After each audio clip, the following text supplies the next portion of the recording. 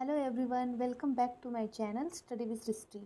तो जैसा कि आप लोग को पता होगा कि 1 जून को बीएड का एंट्रेंस एग्ज़ाम था, यूपी बीएड का एंट्रेंस एग्ज़ाम था। तो जिस स्टूडेंट्स ने इस एग्ज़ाम को दिया है, यूपी बीएड एंट्रेंस एग्ज़ाम को दिया है, ये वीडियो उसके लिए बहुत ही ज़्यादा हेल्पफुल है। ठीक है, तो अगर आपने यूपी बीएड एंट्रेंस एग्ज़ाम दिया है तो इस वीडियो को बिना स्किप किए हुए देखना। ठीक है, इसमें हम कुछ मेमोरी बेस्ड क्वेश्चन लेकर के आए हैं। ठीक है, उसका यहाँ पर हम आंसर लेकर आए हैं। ठीक है, तो जो भी स्टूडेंट्स ने एग्ज़ाम दिया है, आप लोग उस आंसर को मैच करा लेना कि आपका कौन कौन सा क्वेश्चन सही है। ठीक है, तो चलिए यहाँ पर हम शुरू करते हैं।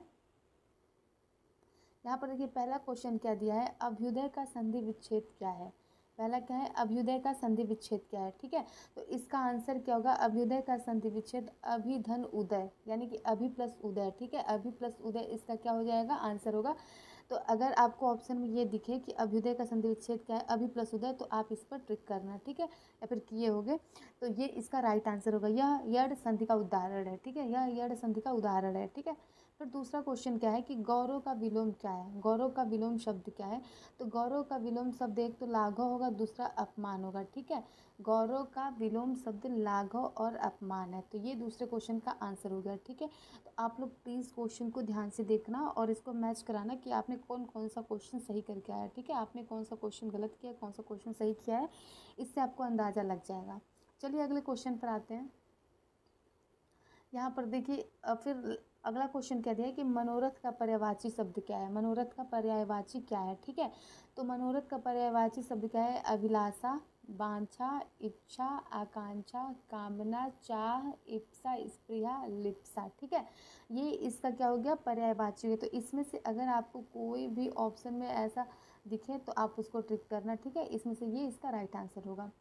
उसके बाद से अगला क्वेश्चन क्या था कि संविधान संशोधन की प्रक्रिया कहाँ से ली गई। संविधान संशोधन की प्रक्रिया कहाँ से ली गई, तो भारतीय संविधान संशोधन की प्रक्रिया कहाँ से ली गई, दक्षिण अफ्रीका से। ठीक है, भारतीय संविधान की जो संशोधन प्रक्रिया वो कहाँ से ली गई, दक्षिण अफ्रीका से, तो ये इसका राइट आंसर होगा। ठीक, फिर अगर अगले क्वेश्चन की बात करें तो क्या है, अस्पृश्यता के अनुच्छेद क्या है। ठीक है, अस्पृश्यता के लिए अनुच्छेद क्या है, तो अनुच्छेद 17 भारतीय संविधान का एक महत्वपूर्ण अनुच्छेद है जो अस्पृश्यता के उन्मूलन से संबंधित है। ठीक है, तो इसका आंसर क्या होगा, अनुच्छेद 17, यानी कि आर्टिकल 17, यानी कि अनुच्छेद 17। इस क्वेश्चन का ये राइट आंसर होगा। ठीक है, तो आई होप आप लोग समझ गए होंगे, इसको आप लोग नोट करते भी चलना।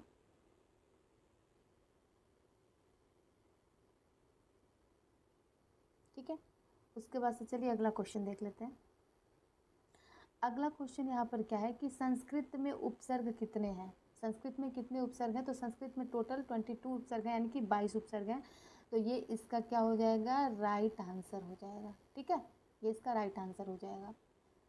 फिर अगला क्वेश्चन क्या दिया है, अगला दिया है कि छंदों का अजायब घर किसे कहते हैं। छंदों का अजायब घर किसे कहते हैं, तो पृथ्वीराज रासो को हम क्या कहते हैं, छंदों का अजायब घर। पृथ्वीराज रासो को छंदों का अजायब घर कहते हैं, तो ये इसका राइट आंसर होगा। ठीक है, उसके बाद से देखिए अगला क्वेश्चन क्या है, अनुच्छेद 8 किससे संबंधित है। अनुच्छेद 8 किससे संबंधित है, यानी कि आर्टिकल 8 किससे रिलेट करता है। ठीक है, अनुच्छेद 8 भारत के संविधान का एक भाग है जो भारत के बाहर रहने वाले भारतीय मूल के कुछ व्यक्तियों के नागरिकता के आधारों से संबंधित है। ठीक है, तो इसका ये राइट आंसर हो जाएगा। अगला क्वेश्चन फिर क्या है, संविधान कब अंगीकृत किया गया था। संविधान कब अंगीकृत किया गया था, तो भारत का संविधान 26 नवंबर 1949 को संविधान सभा द्वारा अंगीकृत किया गया था। यह 26 जनवरी 1950 को लागू हुआ था। ठीक है, तो ये इसका राइट आंसर होगा। आप लोग अपना आंसर मैच कर लेना कि कौन से ऑप्शन पर आपने ट्रिक किया था। उसके बाद से अगला क्वेश्चन क्या है, यहाँ पर संग्रहित का शुद्ध शब्द क्या है। संग्रहित का शुद्ध शब्द क्या है। ठीक है, तो संग्रहित का शुद्ध शब्द संग्रहित है। ठीक है, संग्रहित का शुद्ध शब्द संग्रहित है। ठीक है, फिर अगला क्वेश्चन क्या है, फ्लेमिंगो त्यौहार किस राज्य में मनाया जाता है। फ्लेमिंगो त्यौहार, ये फेस्टिवल का क्वेश्चन है। फ्लेमिंगो त्यौहार किस राज्य में मनाया जाता है, किस स्टेट में मनाया जाता है, तो फ्लेमिंगो फेस्टिवल जो है वो आंध्र प्रदेश के नेल्लोर ज़िले में मनाया जाता है। आंध्र प्रदेश के नेल्लोर ज़िले में मनाया जाता है, तो ये इसका राइट आंसर हो गया। फिर यहाँ पे अगला क्वेश्चन क्या है कि बंगाल विभाजन किसके शासनकाल में हुआ था। ठीक है, यहाँ पर क्वेश्चन ये पूछ रहे हैं कि बंगाल का जो विभाजन है वो किसके शासन में, किसके राज्य में हुआ था, तो बंगाल का विभाजन लॉर्ड लॉर्ड कर्जन के शासनकाल में हुआ था, जो 1905 में भारत के वायसराय थे। ये 1905 में क्या थे? भारत के वायसराय थे। उन्होंने 20 जुलाई 1905 को बंगाल के विभाजन की घोषणा की थी और 16 अक्टूबर 1906 को इसे लागू कर दिया था। ठीक है, तो इसका राइट आंसर ये हो जाएगा। उसके बाद से अगला क्वेश्चन क्या था? भारत भारती के रचनाकार कौन है? भारत भारती के रचनाकार कौन है? तो भारत भारती के जो रचनाकार हैं, जिसने रचयिता किया था, वो कौन है? मैथिली शरण गुप्त थे। ठीक है, भारत भारती नामक रचना के रचयिता मैथिली शरण गुप्त थे और यह रचना 1912 से 1913 में लिखी गई थी। तो इसका जो राइट आंसर होगा वो मैथिली शरण गुप्त होंगे। ठीक है, क्योंकि यहाँ पर रचनाकार का नाम पूछा जा रहा है, ये नहीं पूछा जा रहा है कि किस सन में लिखी गई थी। ठीक है, फिर अगला क्वेश्चन क्या है? दीपक का पर्यायवाची। तो दीपक का पर्यायवाची आप लोग यहाँ पर देख सकते हो, दिया, दीप, चिराग, बाती और बत्ती, ये सारा इसमें से दीपक का पर्यायवाची हो गया। अब ऑप्शन में आपको जो भी इसमें से दिखे उस पर टिक कर लेना। ठीक है, फिर अगला क्वेश्चन क्या है? शब्द की उत्पत्ति के आधार पर भेद कितने होते हैं? शब्द की उत्पत्ति के आधार पर भेद कितने होते हैं? तो शब्द की उत्पत्ति के आधार पर 4 भेद होते हैं। कौन कौन से होते हैं? तत्सम, तद्भव, देशज तथा विदेशज। ठीक है, तो जो राइट आंसर होगा वो 4 होगा। इसमें ये पूछा जा रहा है कि शब्द के आधार पर कितने भेद हैं। ठीक है, तो यहाँ पर 4 भेद हैं। फिर अगला क्वेश्चन क्या है? राम लक्ष्मण में समास कौन सा है? राम लक्ष्मण में समास कौन सा है? तो राम लक्ष्मण में द्वंद्व समास होगा। द्वंद्व समास जो है वो इसका राइट आंसर होगा। ठीक, फिर अगला क्वेश्चन है, भूरी क्रांति किससे संबंधित है? भूरी क्रांति किससे संबंधित है? तो यहाँ पर देख सकते हैं कि भूरी क्रांति वह योजना है जो कॉफ़ी, कोको और अन्य गैर पारंपरिक फसलों के उत्पादन को बढ़ाती है। तो ये इसका राइट आंसर हो जाएगा। फिर यहाँ पर अगला क्वेश्चन क्या है? पूजनीय का सही शब्द क्या है? तो जो ये पूजनीय है ना, ये ही सही शब्द है इसका। ये पूजनीय जो होता है, पूजनीय लोग बोलते हैं, वो वर्तनी की दृष्टि से क्या है? गलत है। ठीक है, तो जो इसका राइट आंसर होगा वो पूजनीय ही होगा। उसके बाद से अगला क्वेश्चन क्या है कि खिसियानी बिल्ली खंभा नोचे का अर्थ क्या है? खिसियानी बिल्ली खंभा नोचे का अर्थ, खिसियानी बिल्ली खंभा नोचे का अर्थ क्या है? तो खिसियानी बिल्ली खंभा नोचे का अर्थ, जब कोई व्यक्ति अपनी गलती या हार छिपाने के लिए गुस्से में अनाप शनाप करता है। ठीक है, जब कोई व्यक्ति अपनी गलती या अपने हार को छिपाने के लिए गुस्से में अनाप शनाप करता है, तो उसे हम क्या बोलते हैं? कि खिसियानी बिल्ली खंभा नोचे। ठीक है, ये इसका राइट आंसर होगा। फिर अगला क्वेश्चन है कि भय किस रस का अस्थाई भाव है? भय किस रस का अस्थाई भाव है? तो भय भयानक रस का अस्थाई भाव है। ठीक है, इसका राइट आंसर होगा भयानक रस। फिर अगला क्वेश्चन क्या है? बिन पग चले सुने बिन काना में कौन सा अलंकार है? तो बिन पग चले सुने बिन काना में विभावना अलंकार है। जो इसका राइट आंसर होगा वो विभावना होगा। ठीक है, विभावना अलंकार। फिर ऐसे ही अगला क्वेश्चन आप देख सकते हैं क्या है? त्रिलोक में कौन सा समास है? ठीक है, ये हिंदी से क्वेश्चन आता है। त्रिलोक में समास कौन सा है? तो त्रिलोक में बहुव्रीहि समास है। त्रिलोक में बहुव्रीहि समास है। ठीक है, फिर नेक्स्ट क्वेश्चन है कि विकर्षण का विलोम शब्द क्या है? विकर्षण का विलोम क्या है? तो विकर्षण का विलोम होगा आकर्षण। ठीक है, विकर्षण का जो विलोम शब्द होगा वो क्या होगा? आकर्षण। और देखिए ये उद्धरण है, उद्धरण है, यहाँ पर गलती से उदाहरण लिखा गया। उद्धरण चिन्ह कौन सा है? तो उद्धरण चिन्हों को ऐसे और इससे हम क्या करते हैं? एक जोड़े के रूप में परिभाषित करते हैं। ठीक है, तो ये इसका चिन्ह हो जाएगा। फिर अगला क्वेश्चन यहाँ पर क्या है? छ किससे मिलकर बना है? छ किससे मिलकर बना है? तो छ अक्षर क और श के संयुक्त रूप से बना है। ठीक है, क से एंड श से मिल करके क्या बनना है? छ। ठीक है, ये इसका राइट आंसर हो जाएगा। फिर अगला क्वेश्चन क्या है? फेडोमीटर से क्या मापते हैं? तो फेडोमीटर से हम मुख्य रूप से अपने कदमों की संख्या को मापते हैं। ठीक है, फेडोमीटर क्या है? कदमों की संख्या को मापने का यंत्र है। ठीक, फिर अगला क्वेश्चन क्या है? मौलिक कर्तव्य किस अनुच्छेद में है? तो मौलिक कर्तव्यों का उल्लेख भारतीय संविधान के अनुच्छेद 51A में किया गया। तो इसका राइट आंसर होगा 51A। फिर अगला क्वेश्चन है, कौन सा शब्द उपसर्ग और प्रत्यय दोनों है? ठीक है, ऐसा शब्द बताना है कि जो उपसर्ग भी हो और प्रत्यय भी हो। तो अनियमित शब्द जो है उसमें अन भी आ रहा है, उपसर्ग है, और ई भी आ रहा है, प्रत्यय, यानी कि अनियमित जो शब्द है उसमें उपसर्ग और प्रत्यय दोनों आ रहा है। तो ये इसका राइट आंसर हो जाएगा। फिर अगला क्वेश्चन क्या है? जो अपनी तारीफ खुद करता है उसे क्या कहते हैं? जो व्यक्ति अपनी तारीफ खुद ही करता है उसे क्या बोलते हैं? तो जो व्यक्ति खुद की तारीफ करता है उसे क्या बोलते हैं? अपने मुँह मियाँ मिट्ठू या आत्म प्रशंसा करने वाला। ठीक है, जो व्यक्ति खुद ही अपनी तारीफ करता है उसे बोलते हैं अपने मुँह मियाँ मिट्ठू बनना या फिर आत्म प्रशंसा करना। फिर अगला क्वेश्चन क्या है? मन्नार की खाड़ी किन देशों के बीच में है? तो मन्नार की खाड़ी, जिसे पाक जल डमरू मध्य भी कहा जाता है, वो भारत और श्रीलंका के बीच में स्थित है। ठीक है, मन्नार की खाड़ी भारत और श्रीलंका के बीच में स्थित है, तो भारत और श्रीलंका इसका राइट आंसर हो जाएगा।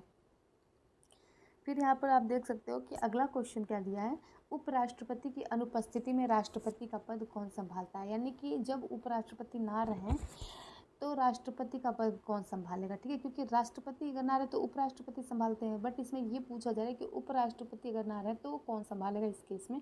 तो अनुच्छेद 65 और अनुच्छेद 68 इस बात की पुष्टि करते हैं कि राष्ट्रपति पद के रिक्ति के समय उपराष्ट्रपति कार्यभार संभालेगा। ठीक है, अनुच्छेद 65 में, तथा उपराष्ट्रपति भी यदि अनुपस्थित होते हैं तो अनुच्छेद 68 के अनुसार भारत के मुख्य न्यायाधीश दोनों पदों से संबंधित कार्यों को देखरेख करेंगे। तो जो इसका राइट आंसर होगा वो क्या होगा, भारत के मुख्य न्यायाधीश। भारत के मुख्य न्यायाधीश अगर उपराष्ट्रपति अनुपस्थित हैं तो इस केस में वो उपराष्ट्रपति और राष्ट्रपति दोनों पदों का देखरेख वही करेंगे। ठीक है, यहाँ पर अगला क्वेश्चन फिर देखते हैं क्या, भारत कला भवन कहाँ स्थित है। तो भारत कला भवन बनारस हिंदू विश्वविद्यालय, जिसे बीएचयू के नाम से भी जाना जाता है, वाराणसी उत्तर प्रदेश में स्थित है। यह संग्रहालय बीएचयू के परिसर में स्थित है। ठीक है, तो इसका राइट आंसर होगा बनारस हिंदू विश्वविद्यालय। फिर अगला क्वेश्चन क्या है कि भारत के मुख्य न्यायाधीश कौन है। भारत के मुख्य न्यायाधीश का नाम पूछा है, तो न्यायमूर्ति संजीव खन्ना। न्यायमूर्ति संजीव खन्ना भारत के सर्वोच्च न्यायालय के 91वें मुख्य न्यायाधीश हैं। ठीक है, फिर अगला क्वेश्चन है, वित्त आयोग का गठन कौन करता है। तो वित्त आयोग का गठन भारत के राष्ट्रपति द्वारा संविधान के अनुच्छेद 280 के तहत किया जाता है, यानी कि भारत के राष्ट्रपति द्वारा किया जाता है। फिर अगला क्वेश्चन क्या है, अगला क्वेश्चन है कि उत्तर प्रदेश के खेल का सर्वोच्च अवार्ड कौन सा है। तो यश भारती पुरस्कार उत्तर प्रदेश सरकार का सर्वोच्च नागरिक पुरस्कार है, यश भारती पुरस्कार। ये क्या है, उत्तर प्रदेश सरकार का सर्वोच्च नागरिक पुरस्कार है। ठीक है, फिर नेक्स्ट क्वेश्चन क्या है कि 2024 में खो खो खेल किस देश में आयोजित हुआ था। 2024 में जो खो खो खेल खेला गया था वो किस देश में हुआ था, ये पूछा गया है। तो 2024 में खो खो खेल 56वीं राष्ट्रीय खो खो चैंपियनशिप के रूप में भारत में आयोजित किया गया था, जो 27 मार्च से 1 अप्रैल तक नई दिल्ली में आयोजित हुआ था। ठीक है, जो इसका राइट आंसर होगा वो क्या होगा, भारत। इसमें ये पूछा है ना किस देश में हुआ था, तो भारत में हुआ था। ठीक है, फिर यहाँ पर नेक्स्ट क्वेश्चन है कि मुद्रा स्फूर्ति बढ़ने से किसको लाभ होगा। तो मुद्रा स्फूर्ति बढ़ने से ऋणी को लाभ होता है, क्योंकि उनका ऋण का मूल्य वास्तविक मूल्य से कम हो जाता है। ठीक है, जो मुद्रा स्फूर्ति के बढ़ने से लाभ होता है वो किसको होता है, ऋणी को होता है। ये इसका राइट आंसर होगा। फिर अगला क्वेश्चन है, कौन सी नदी पूरब दिशा से हरियाणा और उत्तर प्रदेश को अलग करती है। कौन सी नदी पूरब दिशा से हरियाणा और उत्तर प्रदेश को अलग करती है। तो जो इसका राइट आंसर होगा वो यमुना नदी होगा। ठीक है, यमुना नदी पूर्वी दिशा से हरियाणा और उत्तर प्रदेश को अलग करती है, तो इसका राइट आंसर यमुना नदी हो जाएगा। फिर अगला क्वेश्चन है कि विश्व की सबसे बड़ी झील कौन सी है।